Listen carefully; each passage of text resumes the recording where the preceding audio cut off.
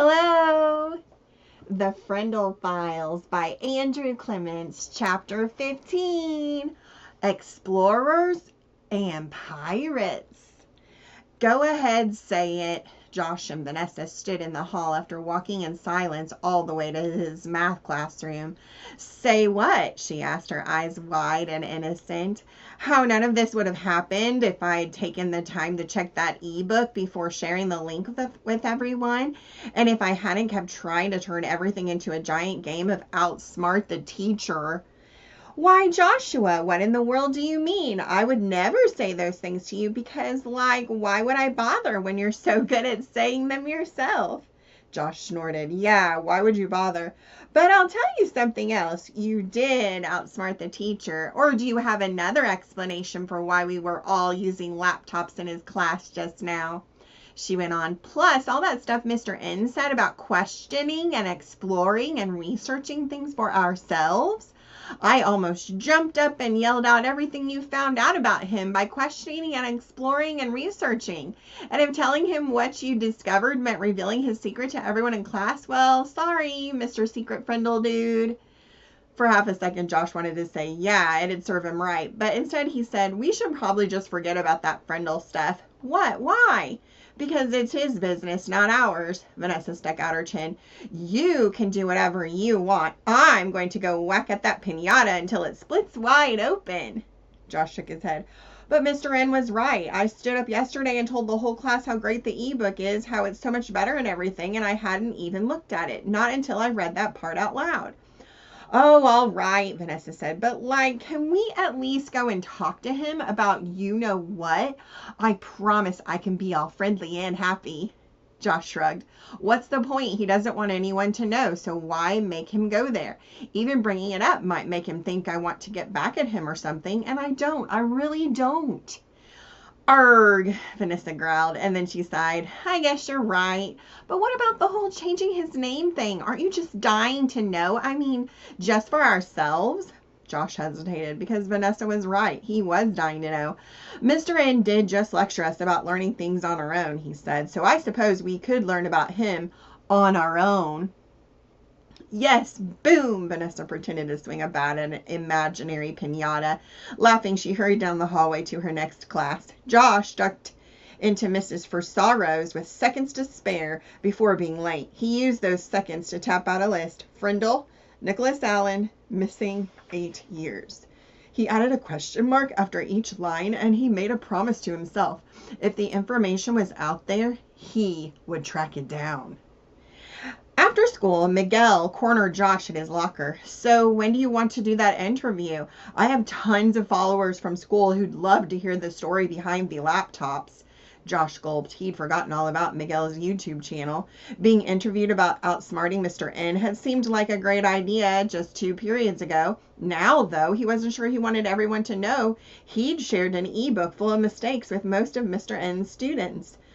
I have coding club, Josh said. I'll text you about it tonight if I have time.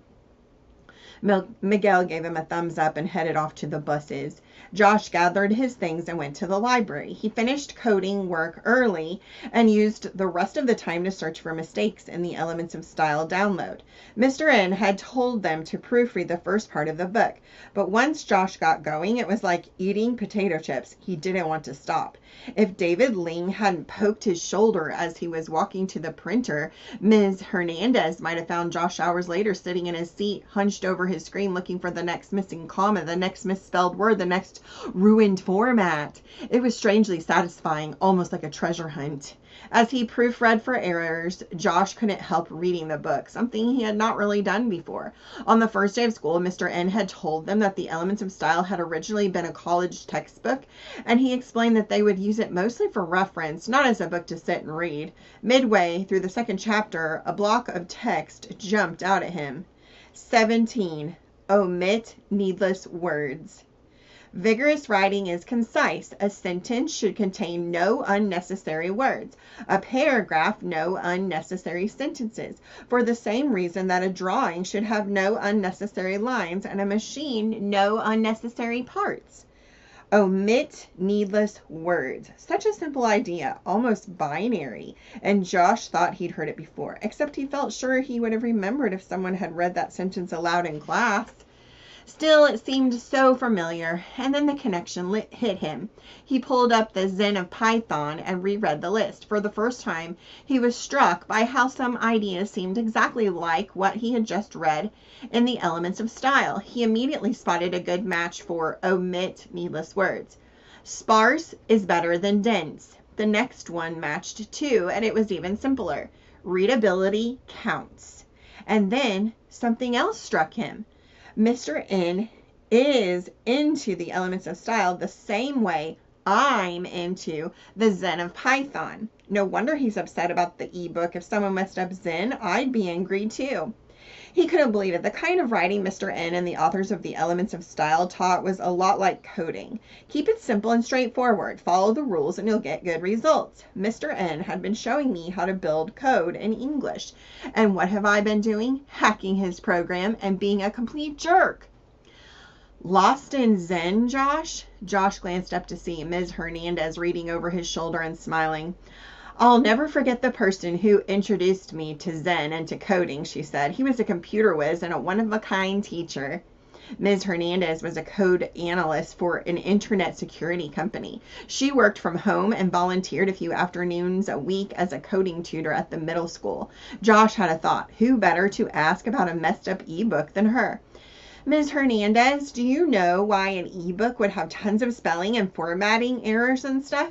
It depends, she said. If the ebook is a digital original, meaning it doesn't appear in any other form, then whoever wrote it could have made the mistakes. No, it was a real book first. This book, actually. Josh pulled out his paperback to show her. And this is the ebook. He closed Zen and sat back just so she could see the Elements of Style on his screen. Yikes, she said. I spot 3 errors on this page alone. I can't be sure, but my best guess is this was pirated. Pirated? Someone scanned the real book and used a software program to convert it to digital format. That's legal if the publisher or author agreed to it, but it's illegal, pirated, if someone did it without permission. And scanning quickly introduces errors that pirates don't bother to correct. Sometimes they leave lots of errors, like in this book. She paused, a troubled look on her face. Mistakes might not be the only problem here, though. What do you mean? People who pirate books sometimes piggyback viruses within the links. Josh's eyes widened. Computer viruses were bad news. They could wipe out files, corrupt the whole system, or worse. All the school computers came loaded with an antivirus program. The software was good, but even the best programs didn't catch everything. Ms. Hernandez said, let's do a virus scan on your computer now, just to be safe. Heart pounding, Josh pulled up the program and tapped start. A colorful wheel appeared on the screen and began to tick down the program's progress. Seconds passed. A minute. Josh's mind was spinning faster than the wheel. If the ebook had a virus, his laptop could be infected. And if his laptop was infected, he swallowed hard. Then Vanessa's and Miguel's and Hunter's and the computers of every student who had accessed his link could be too. He thought he was a hero for sharing his version of the ebook. But what if he'd unleashed chaos?